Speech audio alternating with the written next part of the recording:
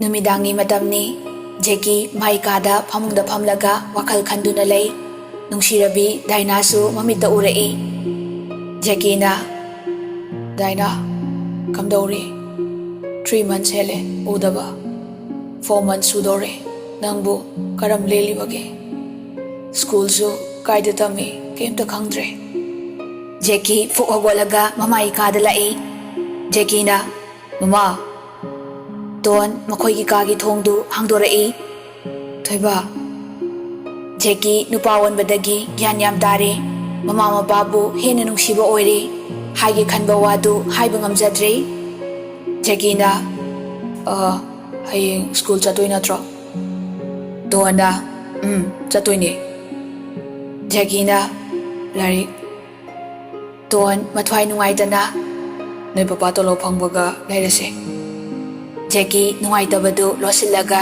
nokfet tauna hoi mom kaisu gaideda sum mayak pa gi tawmani fare mama adudi tumoko good night tohanda fare chasu potharo ko Jackie magi hana pairamba phone do hangbala adubu hangbangamdana magi room da changre don mapi dei thoklaga tumba changlai Jacob su bathroom dagi thorai tohanda mapi dei thokpadu ubada Jacob na Don kaidore Don mabungning nungsina Thoy mana heng school chat pai lai hange Jacob tapna phawng da kakhatlaga long na hiplaga wam da ngang dana tumin na lay Don machano pi Tina gi kada amung lai Tina na mama Don na icha kaisu tawde ko Tina na kaisu tawde mama adubo pumakase amumo tamna nai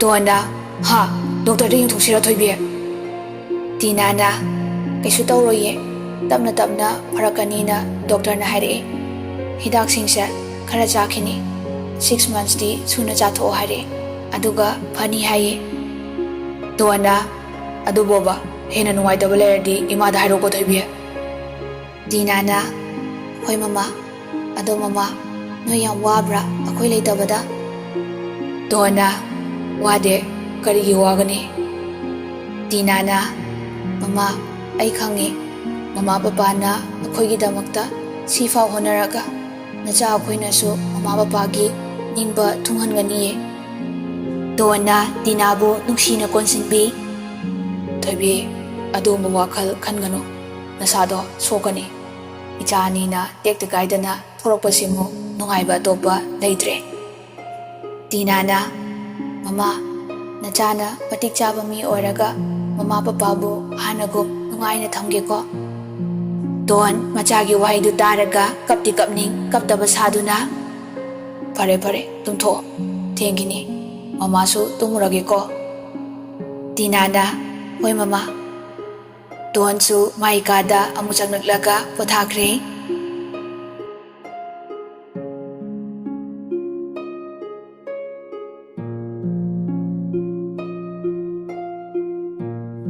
Nongale magi mathau chatnaba loisinare ahanba school chatpanina mapana thinbire Jacob da fazana halangwino ko thoiba Jackie na boy father Jacob chatkre machimanau changminarei Tina na tamodi bus chalamani Jackie na kem khalono akoi ni su auto da chala lore Gate lansilakpada machimanau du yengdaba mi mate yaude Daina mamanabi amaga wari sanabatu Jackie na ure Daina na lairiba domda Jackie machanupiga hundoklamlaga prap lai Jackie na Daina phatying lai masaksu kharadi ole adubu Jenny ni haibadi khangle Daina mapi ra chelai kapnok tawraga Jenny Jackie makut khadombi du thangatlaga No call me Jackie Daina makuttu machinda melaga noksei ani du section chupulame haiduna chanminakre somda moli ikai laksari batina du school dugi nupa mayamna laknarei adubuma luktharaga tasinadana magi classroom thirei class da hek changlakbaga leramliba nupa nupi loina Tina ubada Wow, hoima. Wah, kufasado. Tunglomdagi nupa ahom wari saraga changai. Dinasu magi benchta phangkhre. Changlakliba du Eric, Lee, Jack ni. Mayamna ngakna lerambadu ubada nupa ahom du chap lepi. Jack na kari angakpa lerage party mayam. Nupa amana angakpani angakpa tu yengo tu sungi. Nupa aduna hairakpaduda marup ahommak chap manana nupiromda yenglai. Tina mamaidu tapna haigalai. Masamdusu yamnadi sangde. Saisu kai. Mamita sam khara changlaga. Saji mita ngangtak taubi chimbaldu. Rashi leiba mino amaga loinana yamong hadana tapna. Jack, nungaribo. Jack ngakna mamitu laukthokkai. Tony. Tina na. Call me Tina. Jack di Tina ubada pungaw ngawkre. Layraga tabaga chap manakre. Liga Erica su ngakna. Tina. Jack Tina gi manakta changsili. Jack na amadudi. Tina na Jackie di Dainaga wari sanawbane. Hainaringaiduda nok-noktana anidu changminarai. Jackie na, hello Jack, Eric, Lee. Lee na, bye, naire. Eric na, bye, wows.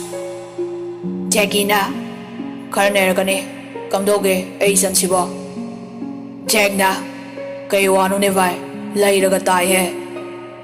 Daina na, laibiro no, yam kakiday ne. Jack na, che, swada nuwaidre, yumda, ko, yumda. Nakandagi, Ronik, patlaw na isilaglaga. My lovely brother and sis, ay ganoyga, taminadre, us. Jackie na, tamo, us, adudi nuwaide. Ronik na, kayam kaluno, Dainaga iga manaye. Daina na, Belsu tare chalage ko. Ay dinang yeda tabra kalubane. Ako'y ga taminaramdre. Jackie na, tamo, no karanturan. Pili, Dainaga tamine na harauraga. Jaksalu. Ronnie, no me. Ay di kangde. Tamoy da pawag-ladi. Daina darling, chala sila. Daina su, no me. Hoy ba, mayam break da punse. Jackie na, as, ako'y tamo ako'y ni ontok na rasira kangde. Jack na, ontok na ba pendribo? Akang ba marupsing du wawano i?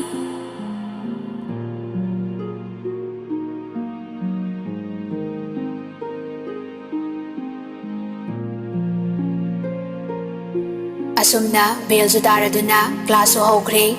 Adubo Jack mamitu kupdagay Tinada yengagalay. Ozana, Jack, namito somda ngayakta yengbiro. Ay nataksay si loy hayrabo. Ozagi wahayduda mayam loy na Jack di yengi. Tinana yenglakbada Jack makotuna makokta payraga ikayba kangzay. Jack na chope. Klaso matang loyraduna breaki matamni. Jackie na, Tina, laktoira. Tamo manakta chatoy ni. Tina na, lake. Jack na, bye, aisu lake. Jackie na, lakano. Jack na, Jackie na, haidrasu kung inaragyabado. Angang masadong na lao. Liga Erica na, adudi haidabi inarake ako'y niso. Mayamdu canteen-dagi achapo layruraga pulap ground phamlaga wari watay sanay. Eric na, bye, nasado kaso nungaitaba hainadaba tawdabra. Jackie na, bye, hausi-hausiti kaso tawdi. Hidaksu matang karadi Jackie ni. Lee na, ado hanay life tuga hausika kanana henge ba nungay base.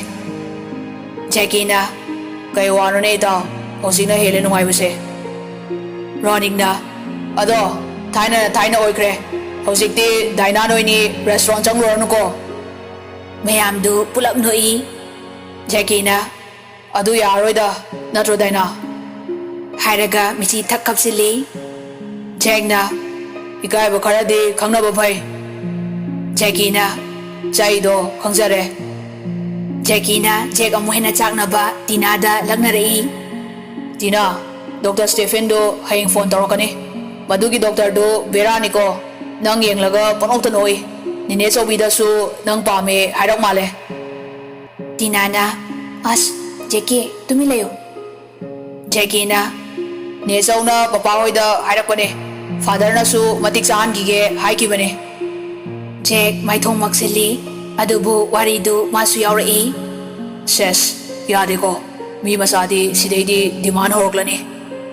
Running-na, mabung ay senabada musla tadoribani. Nubasi budi pare. Nakandagi Christina, Ronnie, wam taizage. Ronnie, pairap na. Kay wano Christy. Christina, aswai fauda. Running-na, hey sir, I love you haibirakpi. Mayamdu wawanoi. Roniksu nomi awalaga Christiga thokre. Lina, Eric, bye. Ising amta layrusi. Lao. Liga Erikasu ising leiba chatkre. Dainasu mamanabi kharana kaurai. Dainana, Jackie, imanabi singsina khangnage hairapani. Aidi kaurure. Lao. Jackie-na, hoi. Loina chatkre. Tina-ga Jekadang ngaihaure. Tina makoy anidang ngaihaubadudha ikaiduna napi phoiri. Jekti mayam chatkibadudha. Wai sange, midi dima leiba haureko. Yena onda ngairi. Tina karimta khumde. Jack-na, wai ngangningdrabo, bye. Tina bhai palakpadudha. Bhai, adumna khangano. Ai marupu kaidongaidasu miraizaroi. Aigi mateng pangbikiba marup amabu karamna kaudoino. Jack-ti ikaibadagi bhai hairubani. Adubu Tina-na marup tawna adum khalambadudha masing phatabagi haunabi phuk hawgalaga chatkre. Tina-su hawgalaga tapna lai. Eric-na, bhai, ataidi. Tina-na, loi chanakre. Lina, adudi class lairurasi akoisu.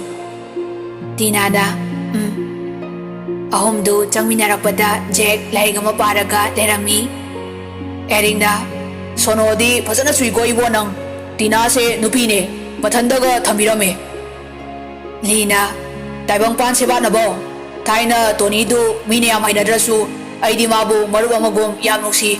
Mai khanbada yam nungaitena itatatana haidaine. Matamdudadi izat mangloine. Bondu hojikti nupi orabane. Jack kaimta thausadagei lairiktu adum paraga lei. Eric-na, onthok thuna nasu bera leirabore. Tina-na, bhai, nuenisa pokminabro. Eric-ka Lee-ga ikaina. Bhai, father amtani, mother alag-alag. Tina-na, oh, thamai bandai ko. Lee-na, Eric-na, laibadi akoy anidi boboka boboki mapam uribokta laiye. Tina-na, kaigi? Eric-na, akoy grandpa, akoy father yam fatte. Bobokna sukya yade. Akoy nisu mangba tare na piklingaidagi bobokna magi mapamda adum thame. Lee-na, akoy mom-di atopada mayung pankre. Eric-ki mom-di laikidre. Akoy father su ahum subi lawaga laikre. Eric-na, drug lalonba pari haidana phawibadu tadro. Jack lairik paraga leirambadu khangong nokthorai. Minnai anisidi. Maridu punna nokminei. Eric-ka Lee-ga yamna phai. Lairik su hai. Mapa mama fatrabasu macha aphabadi yaudaba nate. Mapa mama gi lichat sajat makhoi ani yaningde. Maboknasu makhoi anida mi oinaba haiduna wana honajai. Karigumba matamda Jack-nasu mateng yamna pangbi. Jack-ti thoidok hendokna minungsi chawba mi phaba angangni. Masingdabu khara phattabagi wani. Lee-ga Eric-na themlabadi adum yai. Piklingaidagi tinarakpa marupni.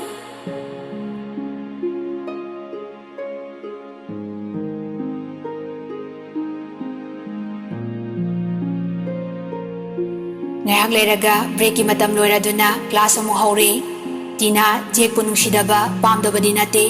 Hojik leiriba yumgi condition sigi khalaga nungsibadagi lapna thamge. Mama mapabu hanagi punsida hanjinaba honage khalle. ꯖꯦꯛꯇꯤ ꯃꯆꯤꯡꯒ ꯐꯠꯇ꯭ꯔꯦ ꯇꯤꯅꯥꯅ ꯅꯨꯄꯤꯒ ꯑꯣꯜꯂꯒ ꯍꯦꯟꯅ ꯐꯖꯔꯛꯄꯁꯤꯗ ꯅꯨꯡꯁꯤꯕ ꯀꯔꯤꯅꯣ ꯈꯪꯂꯝꯗꯕꯗꯨ ꯃꯊꯟꯇ ꯄꯪꯁꯥꯎꯗ ꯁꯥꯎꯅꯤꯡꯂꯦ ꯌꯦꯡꯂꯨꯔꯁꯨ ꯇꯤꯅꯥꯅ ꯌꯦꯡꯕꯤꯔꯛꯇꯦ class ꯃꯊꯪ ꯂꯣꯏꯔꯒ ꯁꯨꯇꯤ ꯊꯥꯔꯛꯄꯒꯤ ꯂꯣꯏꯅ ꯊꯣꯛꯅꯈ꯭ꯔꯦ ꯖꯦꯀꯤ ꯅꯪꯍꯧꯔꯔꯣꯏ ꯃꯇꯥꯒꯨꯝ ꯗꯥꯏꯅꯥ ꯎꯅꯕ ꯆꯦꯟꯈ꯭ꯔꯦ ꯖꯦꯀꯤꯅ ꯇꯤꯅꯥ ꯃꯄꯥꯟꯗ ꯉꯥꯏꯔꯝꯒꯦ ꯇꯤꯅꯥꯅ ꯍꯣꯏ ꯇꯤꯅꯥꯁꯨ ꯇꯞꯅ ꯃꯣꯡ ꯍꯥꯗꯅ ꯊꯣꯛꯀꯦ ꯇꯧꯕꯒ ꯖꯦꯛꯅ ꯃꯃꯥꯡꯗ ꯐꯠ ꯊꯥꯁꯤꯜꯂꯤ ꯖꯦꯛꯅ ꯉꯥꯏꯈꯣ ꯇꯤꯅꯥꯅ ꯀꯩꯗꯧꯔꯒꯦ ꯚꯥꯏ ꯖꯦꯛ ꯇꯤꯅꯥꯅ ꯚꯥꯏ ꯀꯧꯔꯛꯄꯗꯨꯗ ꯏ ꯈꯪꯀꯥ ꯀꯥꯔꯛꯏ ꯅꯪꯅ ꯑꯁꯨꯛ ꯌꯥꯝ ꯍꯣꯡꯂꯝꯃꯤꯁꯦ ꯀꯩꯒꯤꯅꯣ ꯇꯤꯅꯥ ꯅꯣꯛꯐꯦꯠ ꯇꯧꯔꯒ ꯀꯟꯗꯤꯁꯟꯅꯅꯦ ꯖꯦꯛꯅ ꯀꯩ ꯀꯟꯗꯤꯁꯟ ꯗꯤꯃꯥꯟ ꯌꯥꯝ ꯂꯥꯛꯄꯩꯔꯣ ꯇꯤꯅꯥꯅ ꯋꯥꯈꯜꯗꯨ ꯑꯣꯟꯅꯔꯦ ꯑꯩ ꯆꯠꯂꯒꯦ ꯖꯦꯀꯤ ꯑꯩꯈꯣꯏꯅꯤꯗꯤ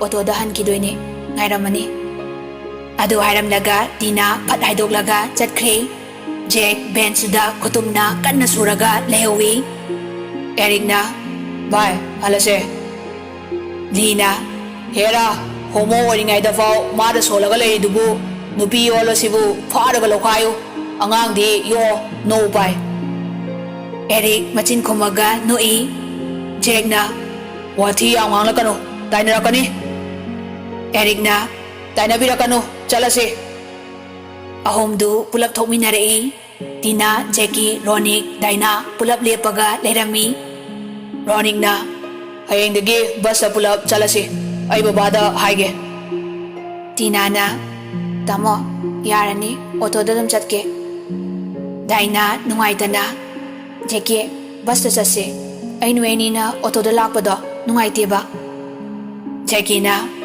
ꯀꯩꯝ ꯈꯜꯂꯨꯅꯨꯁꯦ ꯆꯠꯂꯣ ꯇꯥꯃꯣ ꯆꯠꯂꯣ ꯕꯁ ꯅꯪꯍꯧꯔꯣꯏ ꯆꯠꯆꯈꯤꯁꯅꯤ ꯔꯣꯅꯤꯛꯅ ꯍꯣꯏ ꯆꯠꯂꯒꯦ ꯗꯥꯏꯅꯥ ꯂꯥꯛꯑꯣꯍꯦ ꯍꯣꯏ ꯅꯪꯗꯤ ꯖꯦꯛꯅ ꯖꯦꯀꯤ ꯅꯣꯏ ꯕꯁꯇ ꯂꯥꯛꯇ꯭ꯔꯣ ꯖꯦꯀꯤꯅ ꯚꯥꯏ ꯂꯥꯛꯇꯦ ꯐꯥꯗꯔꯅ ꯊꯤꯜꯂꯛꯑꯦ ꯍꯟꯕꯗꯤ ꯑꯣꯇꯣꯗ ꯍꯜꯂꯒꯦ ꯖꯦꯛꯅ ꯐꯔꯦ ꯉꯁꯤꯗꯤ ꯍꯜꯂꯣ ꯍꯌꯦꯡꯗꯒꯤ ꯑꯩꯒꯤ ꯀꯥꯔꯗ ꯆꯠꯃꯤꯟꯅꯁꯤ ꯖꯦꯀꯤꯅ ꯌꯥꯔꯅꯤ ꯚꯥꯏ ꯑꯩꯈꯣꯏ ꯃꯇꯝ ꯈꯔꯗꯤ ꯑꯣꯇꯣꯗ ꯑꯗꯨꯝ ꯆꯠꯀꯦ ꯖꯦꯛ ꯋꯥ ꯃꯈꯥ ꯇꯥꯗ꯭ꯔꯦ ꯇꯤꯅꯥꯗ ꯑꯃꯨꯛ ꯑꯣꯟꯁꯤꯜꯂꯒ ꯀꯣꯜ ꯇꯧꯔꯛꯀꯦ ꯄꯥꯏꯔꯛꯑꯣ ꯋꯥꯔꯤ ꯈꯔ ꯁꯥꯟꯅꯁꯦ ꯇꯤꯅꯥꯅ ꯑꯩ ꯐꯣꯟ ꯄꯥꯏꯗꯦ ꯖꯦꯀꯤ ꯂꯥꯛꯑꯣ ꯆꯠꯂꯁꯤ ꯖꯦꯀꯤꯅ ꯍꯣꯏ ꯇꯥꯃꯣ ꯗꯥꯏꯅꯥ ꯚꯥꯏ ꯆꯠꯂꯦ ꯃꯆꯤꯟ ꯃꯧꯄꯥꯗꯨ ꯆꯠꯈ꯭ꯔꯦ ꯖꯦꯛ ꯃꯈꯨꯠꯇꯨ ꯈꯨꯇꯨꯝ ꯇꯥꯔꯒ ꯃꯈꯨꯠ ꯑꯃꯗꯨꯗ ꯁꯨꯔꯒ ꯃꯈꯥꯗ ꯐꯝꯊꯈꯤ ꯃꯥꯒꯤ ꯃꯑꯣꯡꯗꯨ ꯎꯕꯗ ꯃꯔꯤꯗꯨ ꯄꯨꯟꯅ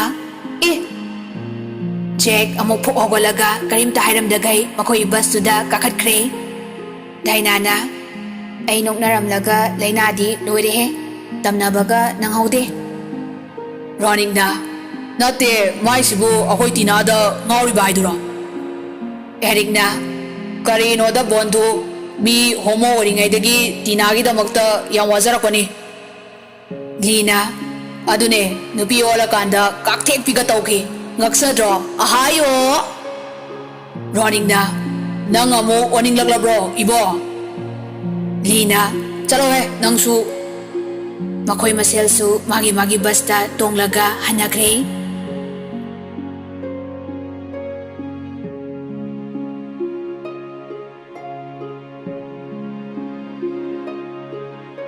ꯁꯣꯝꯗꯅ ꯃꯆꯤꯟ ꯃꯅꯥꯎꯗꯨ ꯑꯣꯇꯣꯗ ꯍꯜꯂꯛꯃꯤꯟꯅꯔꯦ ꯂꯝꯕꯤꯗ ꯖꯦꯀꯤꯅ ꯑꯩ ꯐꯣꯟꯗꯨꯕꯨ ꯂꯩꯔꯝꯈꯤꯗ꯭ꯔꯣ ꯍꯪꯕꯁꯨ ꯉꯝꯗ꯭ꯔꯦ ꯇꯤꯅꯥꯅ ꯖꯦꯀꯤ ꯍꯪꯂꯨꯔꯅꯨ ꯄꯄꯥꯒ ꯃꯃꯥꯒ ꯃꯊꯥ ꯌꯥꯝꯅ ꯁꯥꯕꯅꯦ ꯑꯗꯨꯒꯤ ꯁꯔꯨꯛ ꯑꯩꯈꯣꯏꯅꯤ ꯃꯇꯤꯛ ꯆꯥꯕ ꯃꯤ ꯑꯣꯏꯅꯕ ꯍꯣꯠꯅꯁꯤ ꯖꯦꯀꯤꯅ ꯍꯣꯠꯅꯒꯅꯤ ꯇꯤꯅꯥ ꯃꯃꯥ ꯄꯄꯥꯕꯨ ꯍꯥꯟꯅꯒꯤ ꯄꯨꯟꯁꯤꯗ ꯃꯆꯥ ꯄꯤꯕ ꯑꯩꯅ ꯅꯨꯡꯉꯥꯏꯅ ꯊꯝꯒꯅꯤ ꯑꯩꯒꯤ ꯋꯥꯁꯛꯅꯤ ꯇꯤꯅꯥ ꯃꯄꯤꯔꯥ ꯆꯦꯜꯂꯒ ꯑꯩꯈꯣꯏꯅꯤꯁꯦ ꯌꯥꯝ ꯐꯠꯇꯦꯀꯣ ꯖꯦꯀꯤꯅ ꯍꯣꯏ ꯑꯗꯨꯃꯥꯏꯅ ꯍꯥꯏꯕ ꯌꯥꯏ ꯃꯄꯣꯛ ꯊꯤꯅ ꯄꯣꯛꯂꯨꯕ ꯑꯩꯈꯣꯏꯅꯤꯁꯦ ꯑꯐꯕꯗꯤ ꯅꯠꯇꯦ ꯑꯗꯨꯕꯨ ꯏꯃꯥ ꯏꯄꯥꯅ ꯑꯩꯈꯣꯏꯒꯤꯗꯃꯛꯇ ꯑꯁꯨꯛ ꯋꯥꯅ ꯍꯣꯠꯅꯔꯛꯑꯕꯅꯤꯅ ꯑꯩꯈꯣꯏꯅꯤꯅ ꯑꯃꯨꯛ ꯅꯨꯡꯉꯥꯏꯍꯟꯕꯗꯤ ꯌꯥꯏꯗꯅ ꯇꯤꯅꯥꯅ ꯑꯩꯁꯨ ꯁꯤꯚꯤꯜ ꯁꯥꯔꯚꯤꯁ ꯊꯥꯔꯒ MCS ꯑꯣꯏꯗꯕ ꯌꯥꯗꯦ ꯃꯃꯥ ꯄꯄꯥꯕꯨ ꯄꯨꯊꯔꯤꯕꯁꯦ